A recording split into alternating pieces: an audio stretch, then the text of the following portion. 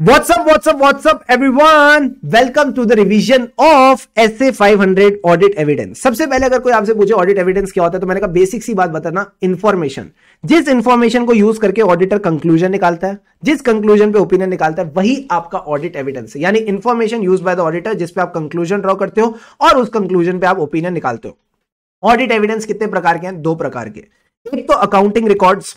Accounting records का क्या मतलब होता है? अकाउंटिंग एंट्रीज, ठीक है। वो एंट्रीज कहां जाती है? लेजर्स में जाती है।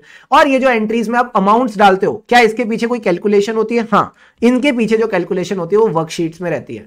तो अकाउंटिंग एंट्रीज, लेजर्स, वर्कशीट्स। अब इन सब चीजों को चेक करने के लिए एज अ ऑडिटर में क्या देखता हूं? इनवॉइस देखता हूं, ठीक है सर। अब अगर कोई सेल्स इनवॉइस है, इससे पहले क्या हुआ होगा? सेल्स कॉन्ट्रैक्ट हुआ होगा। तो इनवॉइसेस और कॉन्ट्रैक्ट ये सब हम देख लेते हैं। अब एक बात बताओ, ये अदर इंफॉर्मेशन क्या है? सर अदर इंफॉर्मेशन का मतलब है वो इंफॉर्मेशन जो ऑथेंटिकेट करती है, जो कहीं ना कहीं अकाउंटिंग रिकॉर्ड्स को ऑथेंटिकेट करती है। मतलब सपोज अगर मैंने ये सेल्स करी, मैंने ये कॉन्ट्रैक्ट बनाया, क्या इससे पहले कोई डिसीजन लिया होगा? हाँ सर। ये डिसीजन कहां लिया होगा? किसी मीटिंग में लिया होगा। तो आप मिनट्स ऑफ द मीटिंग देखते हो? हाँ सर। मिनट्स के साथ साथ हम और क्या क्या चीजें देखते हैं? सर हम as a auditor internal controls भी देखते हैं, प्रोसेसेस भी देखते हैं। तो क्या वो प्रोसेसेस अकाउंटिंग रिकॉर्ड्स है? मैंने कहा नहीं, वो आते अदर इंफॉर्मेशन में। तो हमने इनको क्या था? एमएमडब्ल्यू की तरह। सर एमएमडब्ल्यू क्या है? मिनट्स कर लिया, manuals which contain the internal controls, plus जो आप रिटर्न कंफर्मेशंस ले रहे हो फ्रॉम द थर्ड पार्टीज, वो भी आपका ऑडिट एविडेंस बन जाता है, अदर इंफॉर्मेशन में आ जाता है। तो ये बेसिक सी चीजें हमने सीखी थी। अब सर हमारा ऑडिट एविडेंस कैसा हो? हमारा audit evidence sufficient and appropriate evidence हो। सफिशिएंसी का क्या मतलब होता है? कहीं ना कहीं क्वांटिटी ऑफ एविडेंस। ये बेसिक दो फैक्टर्स पे डिपेंड करती है। सर क्या? एक फैक्टर क्वांटिटी को बढ़ाता है, एक फैक्टर क्वांटिटी को कम करता है। कम ऑन, एक फैक्टर क्वांटिटी को बढ़ाएगा, एक फैक्टर क्वांटिटी को कम करेगा। सर कौन कौन सा फैक्टर बढ़ाता है, कौन सा कम करता है? जल्दी से बताओ। अगर रोमम ज्यादा होगा तो क्वांटिटी ज्यादा लगेगी, बट अगर क्वालिटी ज्यादा होगी तो क्वांटिटी कम लगेगी। तो रोमम और क्वालिटी पे कहीं ना कहीं क्वांटिटी डिपेंड करती है। अगर रोमम ज्यादा होगा तो क्वांटिटी ज्यादा, क्वालिटी ज्यादा तो क्वांटिटी कम। अब मुझे बताओ तीन फैक्टर जिसमें आईसीआई इंटरेस्टेड है। सर ये तीन फैक्टर तो वही बताएगा जो कहीं ना कहीं शॉपिंग करने गया अपनी मिसेस के साथ, क्योंकि जब भी आप मिसेस के साथ शॉपिंग करने जाओगे तो वो ज्यादा शॉपिंग करेगी। यानी उनकी क्वांटिटी ऑफ शॉपिंग किसकी ज्यादा होती है? सर मिसेस की ज्यादा होती है। जल्दी से बताओ मिसेस वाले तीन फैक्टर। पहला तो मटीरियलिटी। मटीरियलिटी का इसमें क्या मतलब है? जो आइटम आप टेस्ट कर रहे हो वो कितना मटीरियल है, कितना सिग्निफिकेंट है। अगर वो आइटम सिग्निफिकेंट है, significance of the ABCD, item का मतलब होता है account balance, class of transaction या disclosure. Significance of the ABCD to the user of financial statement. अगर वो ज्यादा सिग्निफिकेंट है, ज्यादा मटेरियल है तो ज्यादा एविडेंस, कम सिग्निफिकेंट है तो कम एविडेंस। आर का मतलब क्या था? Risk of material statement. उसका हमको ऑलरेडी पता है। इसमें आपने सबसे पहले रिस्क ऑफ मटेरियल स्टेटमेंट की डेफिनेशन लिखनी है कि मतलब what are the chances that the financial statements are materially misstated prior to the audit. Audit start होने से पहले क्या चांसेस थे। फिर इनहेरेंट रिस्क की डेफिनेशन, फिर कंट्रोल रिस्क की डेफिनेशन, फिर बता देना अगर रोमम ज्यादा है तो क्वांटिटी ज्यादा, रोमम कम तो क्वांटिटी कम। एंड एस का मतलब था size of the population. Size of the population का क्या मतलब है? आप बताओ, आपकी पॉपुलेशन लार्जर है, हेट्रोजीनस है। हेट्रोजीनस मतलब डाइवर्स पॉपुलेशन है। अगर ये लार्जर हेट्रोजीनस पॉपुलेशन है तो क्वांटिटी ज्यादा, बट अगर ये स्मॉलर प्यारी सी होमोजीनस पॉपुलेशन है तो कम क्वांटिटी में भी काम चल जाएगा। अब सर एक बात बताओ, हमको कैसी पॉपुलेशन चाहिए होती थी सैंपलिंग में? Reliable population. आपको कहीं ना कहीं रिलायबल पॉपुलेशन चाहिए, तो आपने समझा था कि एप्रोप्रिएटनेस का क्या मतलब होता है? कहीं ना कहीं चीजें रेलिवेंट होनी चाहिए, relevant to the assertion being tested, and this was the next topic of today. That means हमको appropriateness अगर एविडेंस की देखनी है, यानी हम क्या देख रहे हैं? सर आप क्वालिटी देख रहे हो, एंड क्वालिटी रेलिवेंस के साथ साथ रिलायबिलिटी पे आती है, एंड दोनों के हमने फिर फैक्टर समझे। रेलिवेंस का क्या मतलब है? कोई एविडेंस रेलिवेंट है, आपको कैसे पता चलेगा? सर उस असर्शन के लिए वो रेलिवेंट होना चाहिए, कहीं ना कहीं उस असर्शन के लिए वो ऑडिट प्रोसीजर और एविडेंस रेलिवेंट होने चाहिए। यानी there is a logical connection. कोई रट्टा नहीं है, लॉजिकल है। It is a logical connection between the procedure being performed and the assertion being tested. क्या ये बात समझ आती है? हाँ सर। इसके हमने क्या क्या एग्जांपल देखे थे, एक बार फटाफट बताओ। ओवर स्टेटमेंट वाला देखा था, कम ऑन। हाँ सर। अगर मुझे ओवर स्टेटमेंट चेक करनी है किसी की existence of, let's say existence of creditors या वैल्यूएशन ऑफ क्रेडिटर्स, तो मैं क्या करूंगा? जो एंटिटी के रिकॉर्डेड क्रेडिटर्स हैं उन्हीं को चेक करूंगा कि कहीं ये गलत ज्यादा तो नहीं दिखा रखे। हाँ सर। बट अगर मुझे अंडर स्टेटमेंट चेक करनी है तो क्या मैं रिकॉर्डेड क्रेडिटर्स देखूंगा? नहीं सर, रिकॉर्डेड के अलावा ही तो देखने कोई और क्रेडिटर नहीं है। तो मैंने कहा इसमें हमने क्या क्या बातें की थी? क्रेडिटर मतलब मैंने उससे सामान खरीदा है तो मतलब पेमेंट होगी, तो आप सब्सिक्वेंट पेमेंट देख लो। मैंने जब उससे सामान खरीदा तो मेरे पास क्या ही होगी? इनवॉइस आया होगा तो अनपेड इनवॉइसेस देख लो, प्लस इसके अलावा एक रिसीविंग रिपोर्ट वाला पॉइंट क्या था, अनमैच्ड रिसीविंग रिपोर्ट, यानी मेरी रिसीविंग उसकी डिस्पैचिंग से मैच नहीं कर रही। प्लस इसके अलावा हमने एक और पॉइंट डिस्कस किया था, कई बच्चों ने मुझे बताया था सप्लायर स्टेटमेंट, यानी आप अपने जो सप्लायर्स है उनसे स्टेटमेंट मंगा सकते हो कि क्या वो एंटिटी के रिकॉर्ड से मैच हो रहे हैं या नहीं। क्लियर है? क्लियर है सर। फिर हमने डिस्कस किया था क्या, reliability of audit evidence. Reliable evidence कौन है, जिसपे मैं भरोसा कर सकता हूं। This depends on nature, source and circumstances.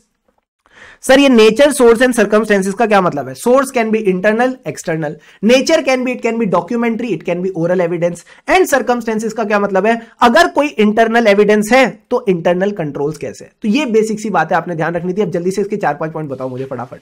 पहला पॉइंट क्या था सर, जो ऑडिट एविडेंस आप एक्सटर्नली ऑब्टेन करते हो, independent sources outside the entity, that is more reliable then internally generated. क्या इंटरनल वाला रिलायबल नहीं है? इंटरनल वाला रिलायबल है अगर इंटरनल कंट्रोल्स अच्छे हैं, यानी it depends on the internal controls over it's preparation. अब एक बात बताओ, थर्ड पॉइंट क्या था सर? थर्ड पॉइंट था, आपको किसी भी तरह डायरेक्टली और इनडायरेक्टली याद रखना है। थर्ड पॉइंट था, जो ऑडिट एविडेंस आप डायरेक्टली ऑब्टेन करते हो फ्रॉम ऑब्जर्वेशन, वो ज्यादा रिलायबल है than the one which is obtain indirectly. Indirectly कैसे ऑब्टेन कर सकते हैं? चीजों को एनालाइज करके या मांग के। सर मांग के मतलब इनडायरेक्टली और बाय इन्फ्रेंस अगर आप ले रहे हो, मांग के मतलब इंफॉर्मेशन मैनेजमेंट से लेके, तो दैट इज लेस रिलायबल। अब लास्ट में बताओ तुमको एविडेंस कैसा चाहिए, डॉक्यूमेंट्री या ओरल? डॉक्यूमेंट्री। और डॉक्यूमेंट्री में भी कौन सा ज्यादा रिलायबल है? जो ओरिजिनल डॉक्यूमेंट है। Original documents are more reliable than photocopies and facsimiles, या फिर आप बोल दो डिजिटाइज्ड डॉक्यूमेंट्स। इसके बाद हमने स्टार्ट करे थे sir audit procedures for obtaining audit evidence. सबसे पहले हमने पढ़ा इंस्पेक्शन। इंस्पेक्शन के नोट्स पे आ जाओ फटाफट। इंस्पेक्शन में हमने क्या सीखा सर? इंस्पेक्शन में दो चीजें आती हैं। क्या? एक तो आपके रिकॉर्ड्स एंड डॉक्यूमेंट्स की एग्जामिनेशन, दूसरा जो हमारे फिजिकल एसेट्स हैं उनकी एग्जामिनेशन, यानी examination of the records and documents and the physical examination of the assets. क्या ये बात क्लियर है? हाँ सर। जब मैं रिकॉर्ड्स एंड डॉक्यूमेंट्स को एग्जामिन करता हूं, बस इन्होंने ना ऊपर वाले पॉइंट का थोड़ा तड़का लगा दिया कि आपको जो एविडेंस मिलेगा उन सबकी जो रिलायबिलिटी है वो अलग अलग होगी, यानी there will be a variation in the reliability of audit evidence obtained. क्या इसके बाद कोई नया पॉइंट था? मैंने कहा नहीं, इसके बाद सिर्फ एग्जाम्पल थे। एग्जाम्पल किसके? टेस्ट ऑफ कंट्रोल और टेस्ट ऑफ डिटेल्स के। पहले टेस्ट ऑफ कंट्रोल का एग्जाम्पल बताओ। आप रीड करके भी इसको वापस रिवाइज कर सकते हो, कोई दिक्कत नहीं है। क्या टेस्ट ऑफ कंट्रोल का एग्जाम्पल था? अगर आपको ऑथराइजेशन चेक करनी है तो आप उसके डॉक्यूमेंट्स को इंस्पेक्ट कर सकते हो। हाँ सर। टेस्ट ऑफ डिटेल्स वाला पॉइंट क्या था? बड़ा ही अजीब सा पॉइंट था, बट याद रहेगा। रेवेन्यू रिकॉग्निशन पॉलिसी चेक करनी है तो सेल्स का इनवॉइस नहीं, कॉन्ट्रैक्ट देखते हैं, यानी आप सेल्स कॉन्ट्रैक्ट को एग्जामिन कर सकते हो। इसी के साथ अगर मैं बोलूं फिजिकल इंस्पेक्शन के दो एग्जांपल बताओ, पीपी और इन्वेंट्री। पीपी का एग्जांपल क्या था? मैंने कहा पीपी का एग्जांपल बड़ा सिंपल था, आप पीपी की जाके फिजिकल इंस्पेक्शन कर सकते हो। तो मुझे कौन सी असर्शन चेक होगी उससे? सर अगर मैं पीपी की फिजिकल एग्जामिनेशन करता हूं तो मुझे उसकी एग्जिस्टेंस का पता चलेगा। Okay good. अगर मैं इन्वेंट्री की फिजिकल इंस्पेक्शन करूं, कह रहा कर लो, बट साथ साथ आप इसकी ऑब्जर्वेशन भी कर सकते हो। तो इंस्पेक्शन के साथ साथ आप ऑब्जर्वेशन कर सकते हो। इसके बाद मैंने आपको कौन सा वाला बताया था सर? इसके बाद आपने बताया था ऑब्जर्वेशन। ऑब्जर्वेशन में कुछ नहीं है, you are just looking at the process, बस देखने से ऑडिट प्रोसीजर हो जाता है। इसके बाद आता है हमारा एक्सटर्नल कंफर्मेशन। इसमें बेस्ट पार्ट क्या था, जो ध्यान में रखने वाली चीज थी? It is a direct return response, यानी ओरल रिस्पॉन्स अगर आप थर्ड पार्टी से ले रहे हो तो वो काउंट नहीं होगा। जो रिटर्न रिस्पॉन्स होगा that will become your audit evidence. Clear है सर? रीकैलकुलेशन और रीपरफॉर्मेंस में क्या फर्क था? रीकैलकुलेशन अमाउंट्स की होती है, रीपरफॉर्मेंस कंट्रोल्स का होता है। कम ऑन, रीकैलकुलेशन अमाउंट्स की होती है, यानी आप मैथमेटिकल एक्यूरेसी चेक कर रहे हो। रीपरफॉर्मेंस में बस आप वही परफॉर्म कर रहे हो जो एंटिटी ऑलरेडी अपने कंट्रोल्स के पार्ट में प्रोसेस कर चुका है। एग्जाम्पल देके बताओ, बैंक रिकंसिलिएशन स्टेटमेंट, जो एंटिटी का बीआरएस है वो आपने वापस बनाया और देखा कि इनके बीआरएस वाले कंट्रोल्स ठीक है या नहीं। फिर हमने पढ़ा एनालिटिकल प्रोसीजर, नहीं पढ़ा सर।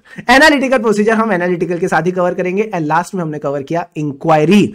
इंक्वायरी तो सर एकदम शानदार टॉपिक है। पानी के 2-2 घूंट लगाओ सारे बच्चे, पानी के 2-2 घूंट लगाओ।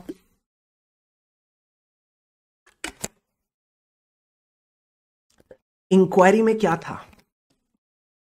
हम इंक्वायरी में सीखते हैं मतलब सीकिंग इंफॉर्मेशन। ये कौन है? नॉलेजेबल पर्सन, यानी seeking information from knowledgeable person. फिर अपने को यही करना है सर। ये क्या था? This person can be within the entity, outside the entity. This information can be financial, non financial. And इसके बाद क्या था, मैंने कहा this information can be financial, non financial, plus the inquiry can be written और oral. जो oral inquiry है उसका लास्ट में जाके क्या लेते हैं, रिटन रिप्रेजेंटेशन। यस और नो, यस सर। अब इसके बाद मैंने क्या बोला था, इंक्वायरी फ्री की है, फ्री की है मतलब ढेर सारी ले लो, यानी it is used extensively through out the audit. तो मैंने कहा स्टेज 1 तो हो गई, अब आ जाओ स्टेज नंबर 2 पे। क्या सिर्फ इंफॉर्मेशन पूछनी है या उसको इवेल्युएट भी करना है जो मिली है? सर इवेल्युएट भी करना है, यानी जो आपको रिस्पॉन्सेज मिले हैं उनको इवेल्युएट करके चलो। 3 बातें क्या पता चलेगी, कुछ नया, कुछ सपोर्टिंग एंड कुछ मसालेदार, यानी डिफरेंट, इट्स डिफरेंट। तो मैंने कहा जो नया मिलता है इसका मतलब ऐसी इंफॉर्मेशन जो पहले नहीं थी, that was not previously possessed. दूसरा क्या है sir, the information which is supporting, उसको क्या बोलते हैं, कोरबो लोरबो जीतबोरे, corroborative audit evidence. And third point क्या था, information which is significantly different. तो मैंने कहा जब भी ऐसी कॉन्ट्राडिक्टिंग इंफॉर्मेशन मिले या आपको डाउट ओवर द रिलायबिलिटी, तो क्या करते हैं, मॉडिफाई द प्रोसीजर और परफॉर्म एडिशनल प्रोसीजर। अब आ जाओ थर्ड स्टेज पे। थर्ड स्टेज में आपकी हेल्प कौन करेगा? मैंने कहा मैनेजमेंट का इंटेंट चेक करना है। क्या इंटेंट चेक करना आसान काम है? मैंने कहा नहीं, इंटेंट चेक करने के लिए जो इंफॉर्मेशन है इट मे बी लिमिटेड। तो मुझे बताओ आपका कौन सी चीज हेल्प करेगी? सर आपने एक पैरा बताया था, आपने एक पैरा बताया था, जैसे एक सीए स्टूडेंट है उसका इंटेंट कैसे चेक करोगे? सीए स्टूडेंट कहता है मैं 12 घंटे पढ़ूंगा, मैंने कहा पहले पढ़ चुका है क्या? Past history. पैरा का क्या मतलब था? Past history. आर का मतलब है इसकी मोटिवेशन क्या है, what is the reason behind it, plus the ability, तेरी बस की है क्या? Past history, reason and ability, इन तीनों से आपको थोड़ी कोरोबोरेटिव इंफॉर्मेशन मिल पाएगी। एंड लास्ट में क्या था, वही मैंने जो पहले बताया था, written representation for oral inquiries. Clear है? क्लियर है? क्लियर है सर। अब सारे के सारे बच्चे आ जाओ मेरे साथ मैनेजमेंट एक्सपर्ट के पॉइंट्स पे। मैनेजमेंट एक्सपर्ट कौन है? वही बंदा जो AS10 में आपकी पीपीई को वैल्यू कर रहा है, वही बंदा जो AS10 में आपकी पीपीई को वैल्यू कर रहा है, और उसकी वैल्यूएशन रिपोर्ट मैनेजमेंट ने यूज करी है फाइनेंशियल स्टेटमेंट बनाते वक्त। यानी he is a person having expertise in the field of accounting and auditing. He is the person having expertise in the field of accounting and auditing. सारे बच्चे जल्दी से थम्स अप दो मुझे, सारे बच्चे चैट बॉक्स में थम्स अप दो। इसकी एक्सपर्टीज अकाउंटिंग और ऑडिटिंग में है। कम ऑन जल्दी से।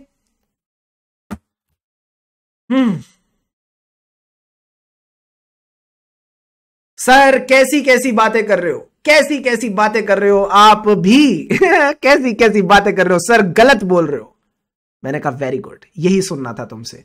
He is having expertise in a field other than accounting and auditing, and इसका काम मैनेजमेंट ने यूज किया है। तो जब मैनेजमेंट ने यूज किया, तुम भी as a audit evidence use कर सकते हो, बट एविडेंस की तरह यूज करने से पहले क्या देखोगे? बंदे को देखोगे। मैंने कहा बंदे को देखोगे मतलब एंटिटी में जितने भी लोग हैं वो सब क्या होते हैं? बड़े बड़े लोग, सीईओ होते हैं, सीएफओ होते हैं। इसके पास कौन सी डिग्री होनी चाहिए? सीसीओ मतलब कॉम्पिटेंट, केपेबल, प्लस मैनेजमेंट के साथ मिला ना हो, ऑब्जेक्टिविटी होनी चाहिए। फिर मैं इसके काम की अंडरस्टैंडिंग लूंगा और देखूंगा इसका काम मेरे लिए अप्रोप्रिएट है या नहीं। क्लियर है? क्लियर है सर। अब सारे के सारे बच्चे बताओ मैटर्स क्या थे? मैंने कहा पहला पॉइंट ही मैटर वाला है। मैटर का मतलब है कौन से मैटर्स है जो अफेक्ट करते हैं ऊपर वाले प्रोसीजर्स की नेचर, टाइमिंग एंड एक्सटेंट क्या होगी। तो मैंने कहा सबसे पहला मैटर है nature and complexity of matter. अगर कॉम्प्लेक्सिटी ज्यादा है, गलती होने के चांसेस ज्यादा है, यानी risk of material misstatement in the matter. धूम मचा दी। अब जैसी लगा गलती होने के चांसेस ज्यादा है, हम तो डर गए। हमने कहा कुछ और ऑल्टरनेट दिखाओ, alternate source of audit evidence. उन्होंने कहा ऑल्टरनेट नहीं है, तो हम एग्रीमेंट लेके आए। जैसी एग्रीमेंट लेके आए, पहली चीज क्या दिखेगी? Nature, scope and objective of work. मैं एग्रीमेंट देने जा रहा था, क्या हुआ? उई मां मेरे सीनियर ने क्या बोला? जरा ये चेक करो, एक चीज और चेक करो एग्रीमेंट देने से पहले, क्या ये बंदा एम्प्लॉयड है या पार्टली एंगेज्ड? सर इससे क्या फर्क पड़ता है कि ये बंदा एम्प्लॉयड है या एज अ एक्सटर्नल कंसल्टेंट इन्होंने रख रखा है? मैंने कहा फर्क पड़ता है। अगर एम्प्लॉय होगा तो मैनेजमेंट इस पे ज्यादा अपनी चला सकता है, अगर एक्सटर्नल पार्टी होगी तो मैनेजमेंट नहीं चला पाएगा। यानी एम्प्लॉय और एक्सटर्नल पर्सन से फर्क पड़ता है the extent to which the management can exercise control. मैनेजमेंट किस हद तक इस पे कंट्रोल एक्सरसाइज कर सकता है, और कंट्रोल वाला फिर एक और पॉइंट हो गया। Done sir. फिर मैंने आपको बताया था आईपी के केस में दो चीजें क्या टेस्ट करोगे? आईपी के केस में देखेंगे आईपी सही है कि नहीं, यानी it is accurate and complete. And दूसरी चीज इसमें मस्ती थी। सर मस्ती क्या थी? मैंने कहा मजेदार चीज थी, it should be precise and elaborate. क्या प्रिसाइज एंड इलेबोरेट बोल दो या डिटेल बोल दो, it should be precise and detail. मैंने कहा क्या फालतू बात है ना। लास्ट पॉइंट इज इनकंसिस्टेंसी और डाउट ओवर द एविडेंस। जब भी एविडेंस पे शक हो, जब भी आपको लगे कुछ गलत है you need to modify or perform additional audit procedure. And last में सर क्या, if you can dream it, you can do it. तो अगर आप सपना देखते हो सीए बनने का तो बन तो सकते हो, ठीक है, क्योंकि उस हिसाब से आपके एक्शंस भी रहेंगे. Thanks a lot everyone for joining in for today's session. 15 minute हमको लगे पूरा का पूरा कवर करने में, and the credit goes to you. जो आपकी पार्टिसिपेशन थी, जो आपकी एनर्जी थी आज क्लास में, हैट्स ऑफ टू ऑल. लगे रहो, आगे बढ़ते रहो, क्योंकि खुशी से पढ़ेंगे तभी आगे बढ़ेंगे. एंजॉय.